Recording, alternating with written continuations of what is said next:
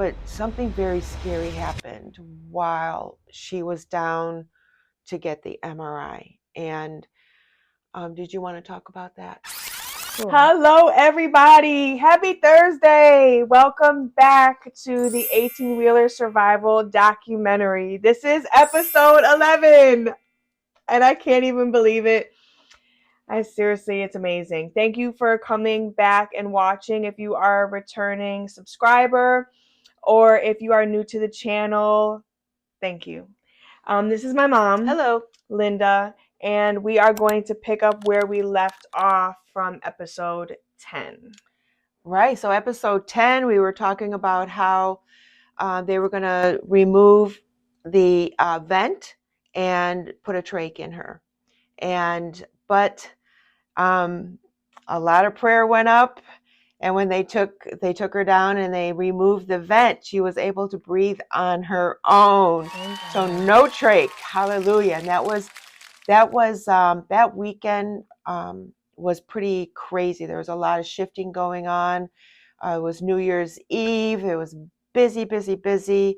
And but I did fast forward a little bit, and I'm going to fast forward to that Friday after New Year's. And that Friday was, I think, she's been now in Grady Hospital ICU, surgical ICU, for about 16 days.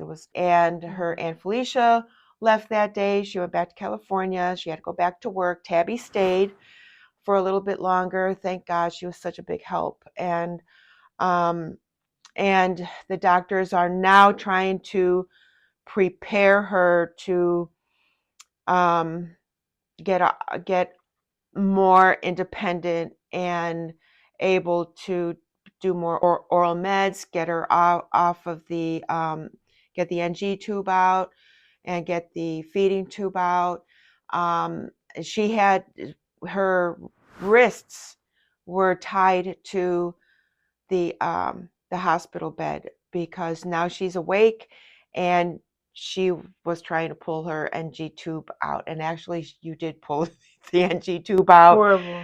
If anybody has ever had an NG tube in their nose, it goes in the back of like your throat, I believe, and down into your stomach. And it was a horrible feeling. Right. And it's to pull out any like bile liquids or whatever out. And I mean, that stuff is nasty. But so she did pull it out, and they had her wrist tied to the bed after they put that back in. And so now they gave her a morphine pump. So that was really exciting for her because she was like pumping away. She was working that thumb, even though it only worked, when it was ready to work. She didn't know, but she just kept pumping that thing. And then they did take out that Saturday. The next day, they did take out the NG tube and her feeding tube, and they started giving her ice chips, and then they started giving her cranapple juice that she was drinking through a straw. She said she wanted a cheeseburger, but there were like no cheeseburgers, not yet. And because she hadn't eaten in 2.5 weeks. And the number one show we played in my hospital room was Chopped. Food, okay? She wanted to watch Chopped nonstop. And so yeah, that's what we watched. And so it just kind of increased her appetite, getting ready to eat when she was, it didn't take long after that they were allowing you to eat. So, but they had to start you out slow. And so that was that weekend, the Friday, Saturday, Sunday, where they're trying to get her more independent. And fast forward to Monday, January 7th. And let's see, that day they wanted to take her down for the MRI of her C2 because they had to wait until they knew that she was going to be, she's off of the vent and off of a lot of her the equipment and stuff, so that they could do the MRI on her. So they decided that Monday to do the MRI. And they get her ready to take her down. And she's a little more aware, and she's still on the meds.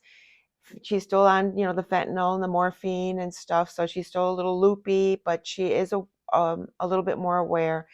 And they're transporting her down. So she's got a transport team, the MAs, and a nurse. And I always would walk down with them as far as they would let me. And they had her in the transport bed, and they had her propped up a little bit, so she was kind of sitting up. And she was so cute. She's going down the hall waving at everybody that she could wave at, like she was in a parade, and she was like the princess in the parade, just waving at it. And the team, they were cracking up because it was just so cute. And they took her down for the MRI, and that was quite a scary time for her, even though on the way down it was a happy time.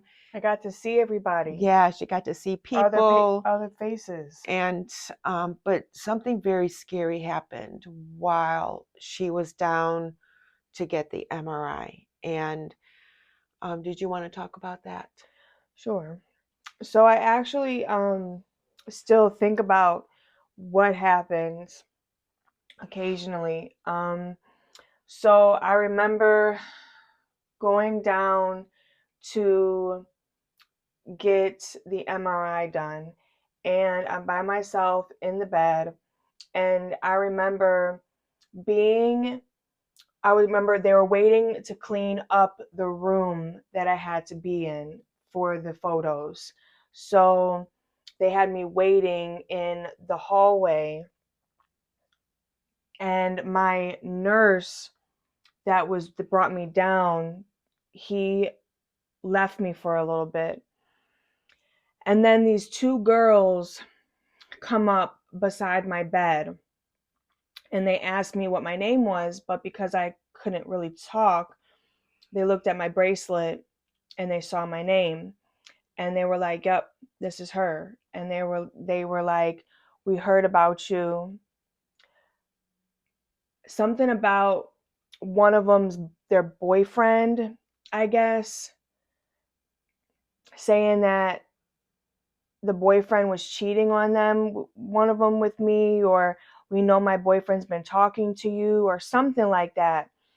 And they were upset. They were angry. They wanted answers, and I couldn't answer them. I couldn't say what I needed to say. And they were like, if you don't answer, we're going to take you.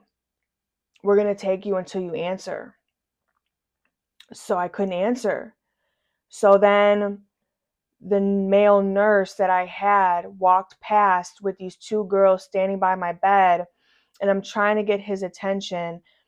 And he's like, I'll be right back. I'll be right back. And just kept walking. And I was like, oh my God, that was my only option, my only way to get them away from me, because I'm like, they have to have me confused with somebody else, because I don't know what the heck they're talking about. I mean, I'm not even from Atlanta. And so next thing you know, they wheel me away, and they're wheeling me away from everybody. And I was thinking to myself, this is it. Like, where are they taking me? I can't walk. I can't get out of this bed and run away. I can't really talk. I can't yell for help and scream for help. So I literally just have to just lay there. And they were about to abduct me. I remember them, they're talking back and forth on where they want to put me, where they want to hide me in the hospital where no one would be able to find me. And they brought me in the elevator. And I remember being in the elevator and just crying because I'm like, I'm never going to see my mom again. The elevator door opened, and my mom was at the elevator door.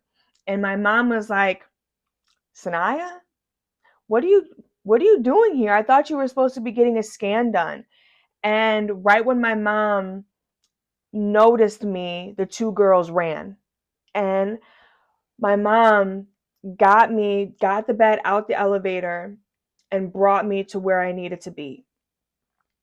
And I felt so happy that my mom found me, because I thought that I was never going to see her again. And and so I remember waking up in my hospital bed. I remember being just so frantic.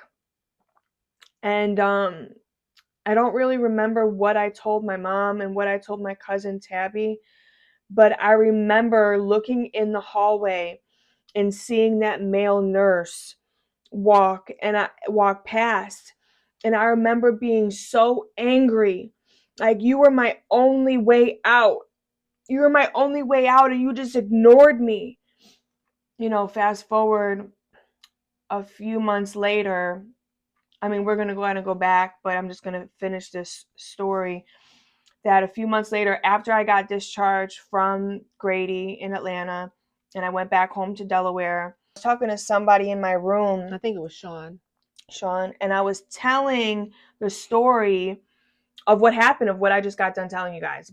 And in the middle of that, my mom walks in my room and she has this look on her face.